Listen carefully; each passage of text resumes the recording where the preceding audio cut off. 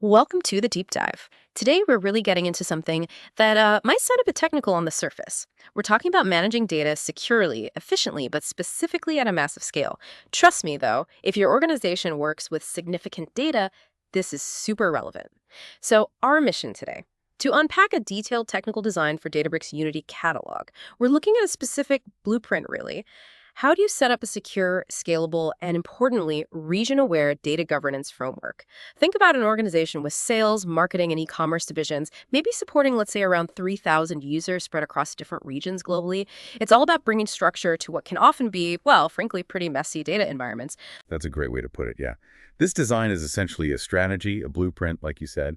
It's focused on delivering really robust security and hitting those critical compliance marks, especially challenging when you're dealing with thousands of users, operations scattered internationally. The core need here is helping organizations truly get a handle on their data, understand it, control it. And that challenge just grows exponentially with size and distribution, as you can imagine. Okay, so let's start there. An organization, this big 3,000 users, global footprint. What's the very first, maybe the biggest headache that this Databricks Unity Catalog design is really aimed at solving? Why go for something this sophisticated?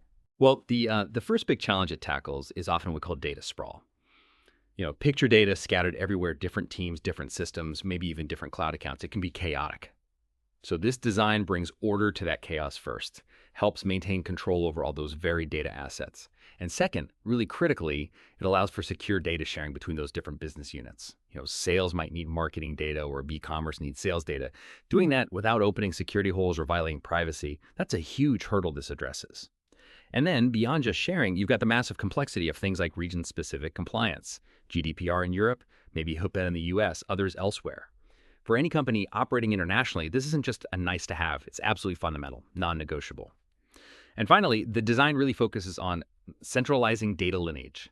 So understanding where data came from, how it got transformed, plus solid auditing and making data easy to find, discoverability, all of that is vital for data quality, for accountability, and ultimately for building trust in the data itself. And yeah, doing all that while scaling smoothly for 3,000 or more users and keeping that access control really fine-grained, it's a tall order. Right. So it's way beyond just having a place to put data. It's making it reliable, usable, secure, compliant for thousands of people across different teams, different countries even. Sounds like it could completely change how a company works with its data.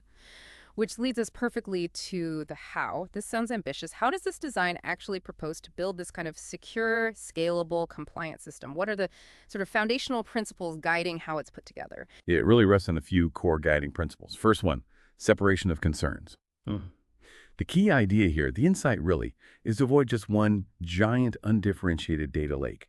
Instead, each main line of business, sales, marketing, e-commerce in our example, gets its own logically separate catalog. Think sales data, marketing data, and if data truly needs to be shared across those units, it lives in specific cross-lob catalogs. It just keeps things much cleaner, much more manageable. Then you've got least privilege access. This is fundamental security 101, right? Users, automated processes, they only get the exact permissions they need to do their job, nothing more. Minimizes risk. Central control is another big one. The Unity Catalog metastore acts as that single source of truth for all the metadata, all the access policies, no more permissions scattered across different systems. And this next one is crucial, especially for the scenario we're discussing, the multi-region strategy. This means deploying separate dedicated metastores for each geographical region. Why? To ensure data residency meet those compliance rules like GDPR. And here's something that trips people up, sometimes a key insight. Trying to have one single global metastore spanning multiple regions might seem simpler initially, but it often introduces significant latency issues and, even more critically, creates major compliance headaches. It can actually make things more complex legally. So best practice is generally one metastore per region.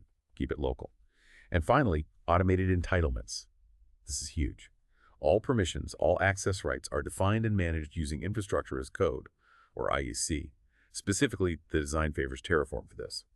So building on those principles, the architecture itself really starts with that metastore concept. Like I said, typically region-specific. Using clear naming helps a lot, like metastore sale used or metastore sales used. Makes it obvious what's where. Now, there is an option for what's called a global shared metastore if you have really advanced cross-region replication needs, but the standard advice, start regional. Better for compliance, better for performance. Then inside each metastore, you have the catalog and schema design. This provides that logical structure. So besides the catalogs for each business line, you often see special ones, like shared data for that cross-lob access we mentioned, and maybe a sandbox catalog. This gives users a safe place to experiment, to innovate without messing up production data. Really important. Within those catalogs, you then structure things further with schemas. A common pattern is standardized stages. Raw for data, just as it comes in. Then curated for data that's been cleaned, validated, maybe standardized. And finally, analytics, which holds the data sets ready for BI tools, for reporting, for dashboards.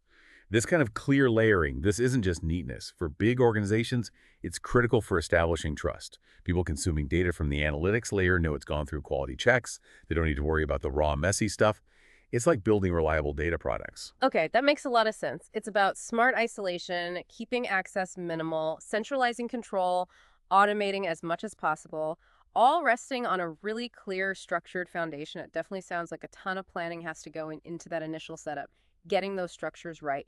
But for organizations looking at this, what are some pitfalls, maybe some challenges they might underestimate when they start building this out? That's a really good point. A common misstep is definitely underestimating the upfront work needed to define clear data ownership. Who actually owns the sales data, the marketing data, and getting those naming conventions nailed down. It seems trivial, but inconsistency there creates huge confusion later.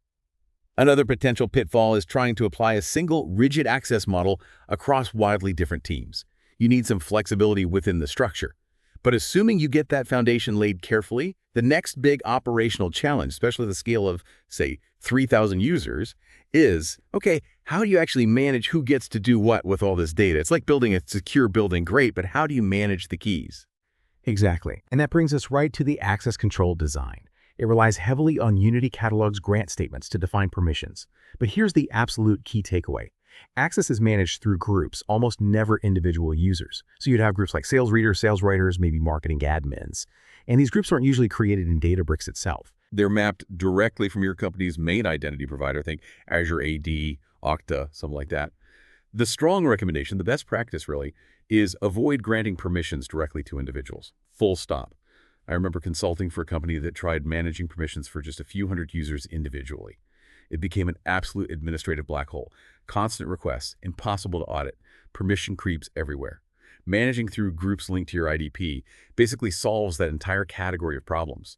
And these groups then map to those well-defined roles we talked about. So typically, readers get select rights, they can view data. Writers might get select, insert, update, they can modify or add data. Admins usually get all privileges plus ownership within their scope.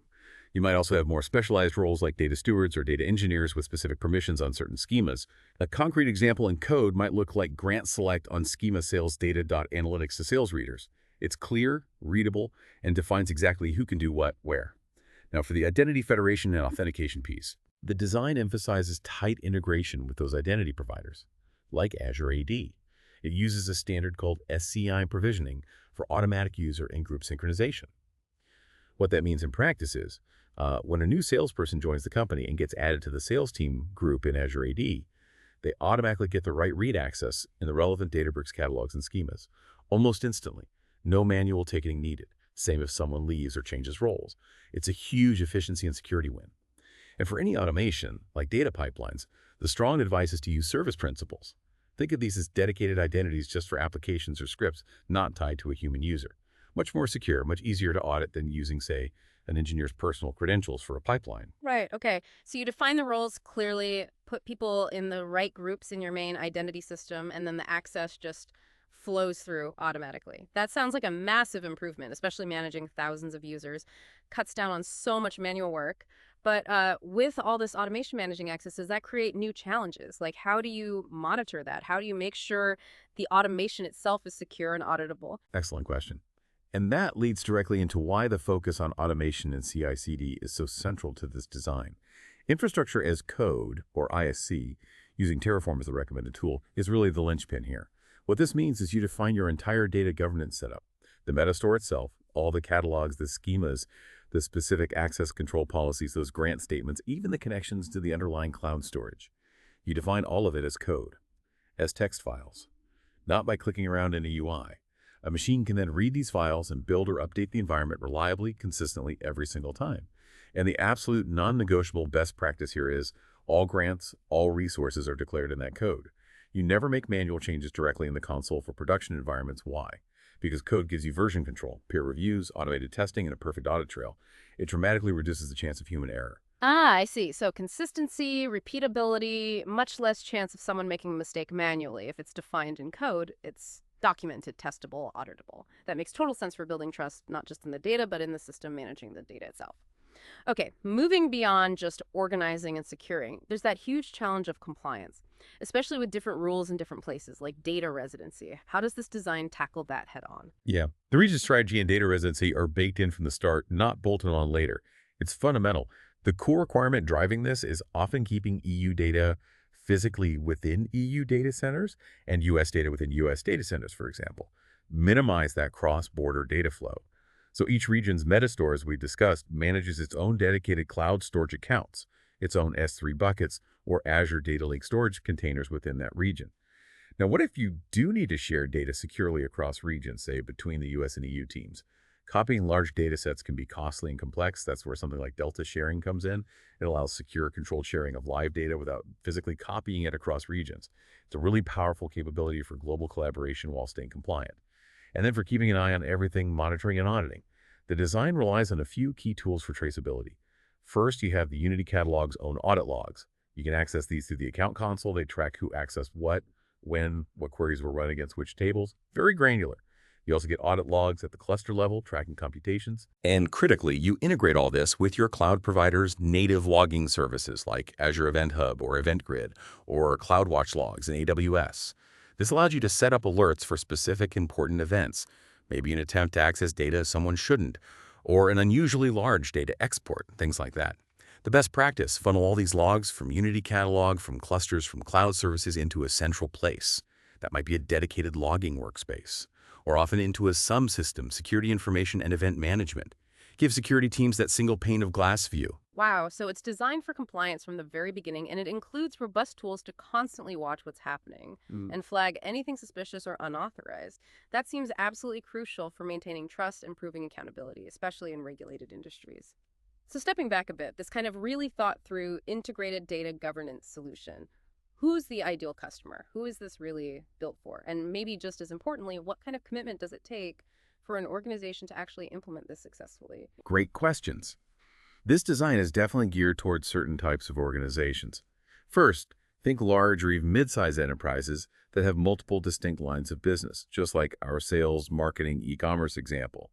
For them, this solves that classic problem of data silos and enables secure collaboration that might have been impossible or very risky before. It's also clearly designed for organizations with a significant number of data users, hundreds, maybe up to the thousands, like that 3,000 user figure we started with. It's also particularly well suited for companies operating across multiple geographic regions, especially where those strict data residency rules like GDPR or BIP are a major factor, and where optimizing performance locally within those regions matters. Enterprises that are embracing the lakehouse architecture concept find this approach very natural. It provides that consistent governance layer, the lineage, the auditability, that clear separation of duties that fits perfectly with the lakehouse philosophy. It also assumes, frankly, that the organization has reasonably mature teams, dedicated platform engineering, security, and compliance folks who can handle the infrastructure as code pipelines, the identity integrations, and manage that role-based access control rigorously. And finally, it's an excellent fit for organizations looking to migrate off older systems, maybe legacy data lakes or Hadoop clusters, onto Databricks. Unity Catalog provides that modern, unified governance layer for their new platform. Now, as for who needs to be involved for it to actually work, successful implementation absolutely requires buy-in and active participation from several key groups. Your data platform engineering teams, obviously. They're likely designing and deploying the metastores, the catalogs, setting up the automation. Cloud infrastructure and security teams are essential. They handle integrating with the identity provider, setting up the cloud storage securely, managing network connectivity. They provide the foundation. Data governance and compliance teams are crucial for defining the actual access policies, mapping roles to permissions, and ensuring everything aligns with regulations and internal policies. For them, this design can shift their role from reactive policing to proactive, automated enforcement. Much better. And critically, you need the business data owners involved. From sales, from marketing, from e-commerce. They need to validate that the catalog structures, the naming conventions, actually make sense for their business needs and how they think about their data. Without their input, you risk building something technically sound but practically useless. It has to be a business enabler, not just a tech project. Yeah, that makes sense. This is clearly aimed at organizations that view their data as a serious strategic asset, and they're ready to invest in building a really robust, future-proof framework that affects pretty much the entire data lifecycle. It does sound like moving from, I don't know, scattered filing cabinets to a really well-organized, secure digital library for all your company's data.